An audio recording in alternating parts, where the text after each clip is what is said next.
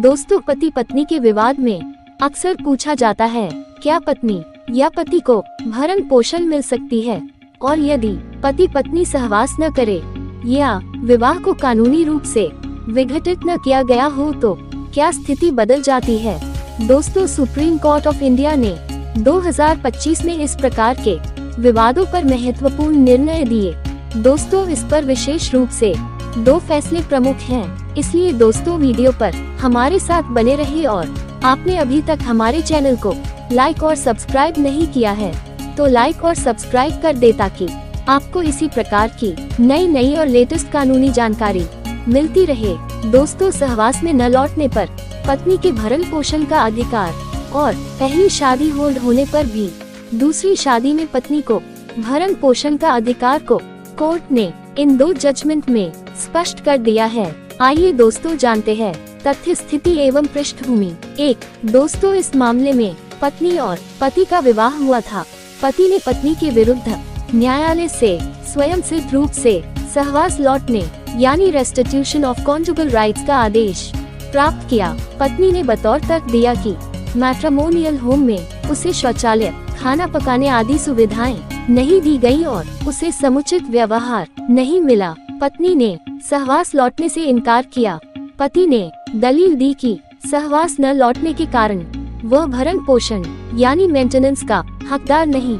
High court ने पत्नी को भरण पोषण देने से इनकार कर दिया और सुप्रीम कोर्ट ने इसके विपरीत निर्णय दिया और कहा कि सहवास लौटने रेस्टिट्यूशन का आदेश होना स्वयं पत्नी को भरण पोषण न देने का स्वतः कारण नहीं बनता। यदि पत्नी ने सहवास न लौटने के पीछे उचित कारण दिए हो तो भरण पोषण का अधिकार कायम है। एक दूसरे केस मामले में जो फैमिली कोर्ट में था, पत्नी ने पहली शादी की और कानूनी रूप से तलाक नहीं ली थी, लेकिन व्यवहारिक रूप से अलग रह रही थी।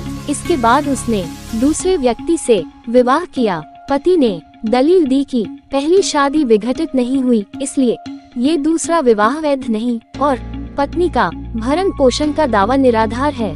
सुप्रीम कोर्ट ने माना कि भरण पोषण का दायित्व सिर्फ कानूनी पंजीकृत विवाह से नहीं, बल्कि पारिवारिक एवं आर्थिक परिस्थितियों, सहवास संबंध तथा सामाजिक न्याय के सिद्धांतों से जुड़ा है। परिणाम स्वरूप पत्नी को उसके दूसरे पति से भरण पोषण का अधिकार दिया गया, भले ही पहली शादी कानूनी रूप से तलाक द्वारा नहीं समाप्त हुई हो। कानूनी प्रावधान और न्यायालय का तर्क। प्रमुख प्रावधान code of criminal procedure 1973 CRPC की धारा 125। यदि कोई पुरुष अपनी पत्नी को जो सक्षम नहीं है, भरण पोषण के लिए पर्याप्त नहीं है, उसे सहायता दे सकता है।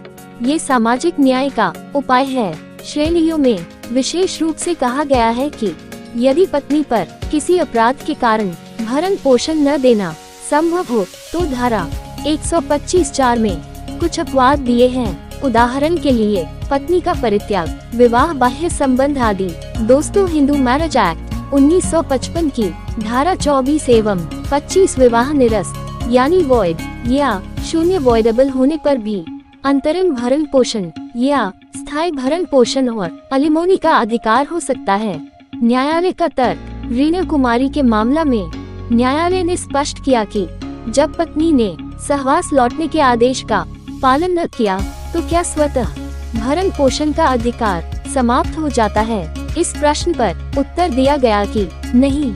ये देखा गया कि पत्नी ने मैट्रिमोनियल होम में सुविधाएं न मिलना, शौचालय आदि प्रयोग न हो पाना जैसे तथ्य प्रस्तुत किए थे। ये अच्छा कारण यानी वैलिड और सफिशिएंट रीजन दर्शाते थे कि वह सहवास लौटने से इनकार कर सकती थी। न्यायालय ने कहा कि धारा 125(4) के तहत गैर लाभ प्राप्ति की स्थिति डिस्क्वालिफिकेशन के लिए स्वयं सिद्ध तौर पर सहवास न लौटने का निर्णय ही पर्याप्त नहीं, बल्कि न्यायपालिका को व्यवहार परिस्थितियों के अनुरूप निष्पादन करना होगा। सुप्रीम कोर्ट के एक मामले में न्यायमूर्ति ने माना कि भरण पोषण का अधिकार केवल पारंपरिक वैवाहिक पंजीकरण या स्पष्ट तलाक पर निर्भर नहीं है। सामाजिक न्याय दृष्टिकोण से देखा जाए तो वित्तीय निर्भरता और सहवास वैवाहिक संबंध की वास्तविकता महत्वपूर्ण है। उन्होंने कहा है कि धारा 125 CRPC का उद्देश्य निर्धनता को रोकना है, अतः इसे संकीर्ण रूप से नहीं देखना चाहिए। इस प्रकार उन मामलों में जहां पत्नी दूसरी शादी कर चुकी थी लेकिन पहली शादी कानूनी तौर पर समाप्त नहीं हुई थी, स्थापना की गई कि सहवास संबंध अथवा आर्थिक निर्भरता मौजूद हो तो भरण पोषण का अधिकार कायम हो सकता है। निर्णय के प्रभाव एवं व्याख्या प्रभाव। 1. ये स्पष्ट हुआ कि शादी संबंधी प्रावधानों में रूढ़िवादी दृष्टिकोण से हटकर व्यवहारिक व सामाजिक न्याय दृष्टि अपनाई जा रही है। 2. वस्तुस्थिति पर आधारित न्याय निर्णय को बढ़ावा मिला। उदाहरण स्वरूप पत्नी के सहवास लौटने में असमर्थता का कारण यदि मान्य हो तो भरण पोषण का आधार टलता नहीं। 3. पहली शादी समाप्त न होने या विवाह को शून्य वॉइड घोषित किए जाने जैसे तकनीकी आधार अब भरण पोषण को अस्वीकृत नहीं कर सकते। यह महिलाओं के आर्थिक हितों का एक सकारात्मक संकेत है। 4. पति पत्नी विवादों में खासकर सहवास मामलों में न्यायालय अब यह नहीं कह रहा कि बतौर नियम सहवास न लौटने वाली पत्नी को भरण पोषण नहीं मिलेगा, बल्कि केस टू केस दृष्टिकोण अपनाया गया है। दोस्तों, यदि पत्नी ने सहवास न लौटने का कारण निर्मूल रूप से दे रखा हो, उदाहरण स्वरूप पति के क्रूर व्यवहार, सुविधाओं की कमी, उत्पीड़न, तो उसे भरण पोषण से वंचित करना न्याय सिद्ध नहीं है। पति पत्नी के बीच सहवास लौटने का आदेश मिलना विवाह संबंधों के दायित्वों को समाप्त नहीं करता, ये सिर्फ एक निर्देश है।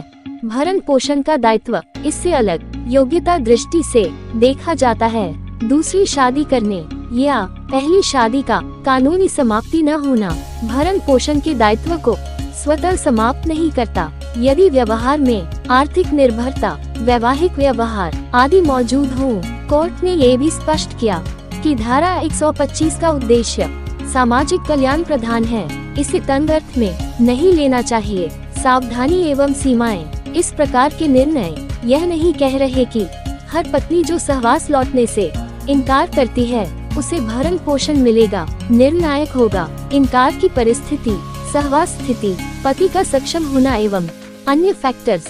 विवाह का कानूनी आधार, पंजीकरण, तलाक प्रक्रिया आदि अभी भी महत्वपूर्ण है, लेकिन केवल इन पर निर्भरता नहीं बनी। प्रत्येक मामला तथ्य विशिष्ट होता है, इसलिए स्थानीय न्यायालयों का रुख, उच्च न्यायालयों की व्याख्याएं, विधायक एवं सामाजिक परिस्थितियां भिन्न हो सकती हैं। दोस्तों, जहां पति पत्नी विवाद व भरण पोषण विरोधी दावा हो रहा हो तो कानूनी सलाहकार से परामर्श लेना अत्यंत महत्वपूर्ण है। दोस्तों, भारतीय सर्वोच्च न्यायालय ने विवाह विवादों में साधारण न्याय और सामाजिक रक्षा की भावना को प्रमुखता दी है। पति पत्नी संबंधों में सिर्फ औपचारिकताओं की बजाय व्यवहार, वित्तीय वास्तविकताओं को देखा जा रहा है। विशेष रूप से यदि पत्नी ने सहवास लौटने के आदेश का पालन नहीं किया तो भी भरण पोषण का अधिकार समाप्त नहीं माना गया। जरूरी है कि क्यों न लौटना, इसके पीछे कारण जाने और देखें कि क्या वह वैध रूप से प्रमाणित है। यदि विवाह कानूनी रूप से समाप्त नहीं हुई है लेकिन पत्नी ने दूसरी शादी की है और आर्थिक रूप से निर्भर है तो भी भरण पोषण का दावा संभव पाया गया। ये प्रवृत्ति पति पत्नी विवादों में दूर जाकर न्याय समर्थक रूप से आगे बढ़ने का संकेत है। दोस्तों, जानकारी अगर अच्छी लगी तो वीडियो को लाइक और सब्सक्राइब करें। सत्यमेव जयते। जय हिंद, जय भारत।